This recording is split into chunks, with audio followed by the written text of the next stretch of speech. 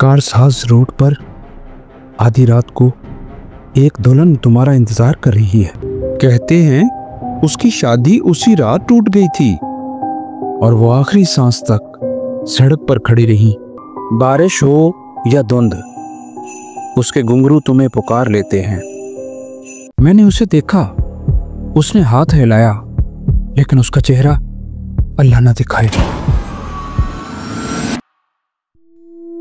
एक और हादसा, कारसाज पर लाश गायब।